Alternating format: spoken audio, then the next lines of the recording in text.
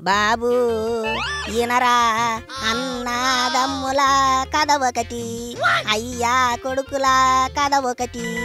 మంచివారి ఇంటి పంచాయతీ రోజు రోజుకి మడత కాజాలా మారిపోతుంది. ఆ కూరల్లో కాస్త ఉప్పు కారం తగ్గించుకోవయ్యా మగడా అంటే ఇంటాడా, ఏమైనా అంటే ఇంట్లో పనులను కొడతాడు. ప్రతిదానికి బేజువాయి చేసుకుని బీపీ పెంచుకోకయ్యా అని చెబితే ఇంటాడా, ఈనడు.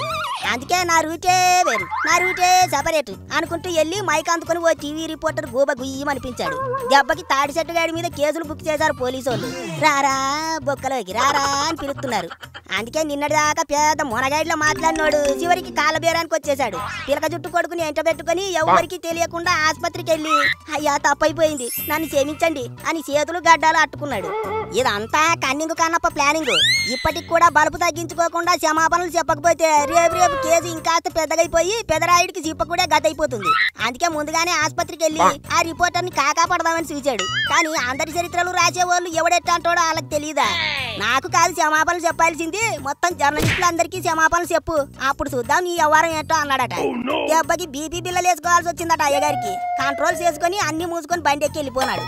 ఏటైనా ఇన్నాళ్ళు చేతికి మైకు దొరికింది కదా అని అడ్డగోలు వాగుడు వాగొద్దని మాత్రమే తెలుసు. కానీ కలెక్షన్ కింగ్ కహానీ చూశాక మైకు దొరికితే వాగడం పక్కనెట్టండి, ఎవరిని కొట్టొద్దని తెలిసి వచ్చింది అందరికి. ఇక ఓ వేపు పెదరాయుడు కొట్టినందుకు కాళ్ళు అట్టుకుంటుంటే ఎట్టగైనా సరే బొక్కలోకి వెళ్లకుండా తప్పించుకోవాలని చూస్తుంటే ఆ జలపల్లి జంగిల్లో తాగుబోతు సిన్నోడు రచ్చరచ్చ చేస్తున్నాడు. ఆడు కాస్త చల్లబడ్డాడని అంతా అనుకుంటున్నారో లేదో మళ్ళీ ఓ గలాట ఎట్టుకున్నాడు. అయ్య చెప్పినట్టే తనయుడు పెద్ద సీసాగాడే ఉన్నట్టుంది. ఓ వేపు ఇంట్లో పంచాయతీ జరుగుతుంటే రేతిరి ఫ్రెండ్స్ ను పిలిచి మందు పట్టి ఎట్టుకున్నాడట. అది చూసి పెద్దోడికి ఒళ్ళు మండి జనరేటర్ లో పంచదార పోయించాడట.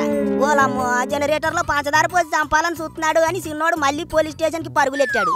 ఇదెక్కడి దిక్కుమాలిన ఫ్యామిలీ రా బాబోయ్ అని పోలీసు వాళ్ళు కూడా తలలు పట్టుకుంటున్నారు.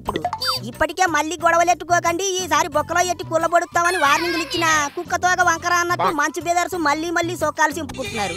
పద్దాకా కొడుకును కొట్టుకుని పోలీస్ స్టేషన్ మెట్లు ఎక్కుతుంటే అయ్యగారు క్షమాపణలు చెప్పి కూడా లాభం లేకుండా పోతుంది. ఇప్పుడు అసలు ఆ మంచు ఫ్యామిలీలో ఎవడి మాటలు నమ్మాలో, ఎవడు మంచోడో, ఎవడు బ్లేడు బాజీయో చూసే వాళ్ళకి అస్సలు అర్థం కావటం లేదు. కెమెరాల ముందుకు వచ్చారంటే చాలు సినిమాల్లో చేయాల్సిన యాక్టింగ్ అంతా బయట జనాలకు చూపిస్తున్నారు. ఎవడి డప్పాడు వాయిస్తున్నాడు. గొట్టాల ముందుకొచ్చే ప్రతి ఓడు నేనే కరెక్ట్ అంటున్నాడు. పెద్దోడేమో నాన్నకు ప్రేమతో అంటాడు, చిన్నోడేమో పోటుగాడు అంటాడు, అయ్యేమో అంతా నా ఇష్టం అంటాడు. పైగా కొడుకును ముందు కూకోబెట్టుకుని చెప్పాల్సిన నీతులన్నీ రికార్డింగ్ చేసి ఆ రీల్స్ అన్ని ఒక్కోటి బయటకు వదులుతున్నాడు. అవన్నీ చూసి అయ్యో ఎంత బాధపడిపోతున్నాడు ముసలాడని జనం అనుకోవాలా? ఎందుకు? అయినా మంచు ఫ్యామిలీలో పంచాయతీ చేసి ఇంటిని చక్కబెట్టే పెద్ద మనుషులే లేరా? ఇట్లా రోడ్డున పడి ఎన్ని రోజులు కొట్టుకుంటారో ఏటో మరి. చేసే పరువు పోతుంది అంటే మరి పోదా?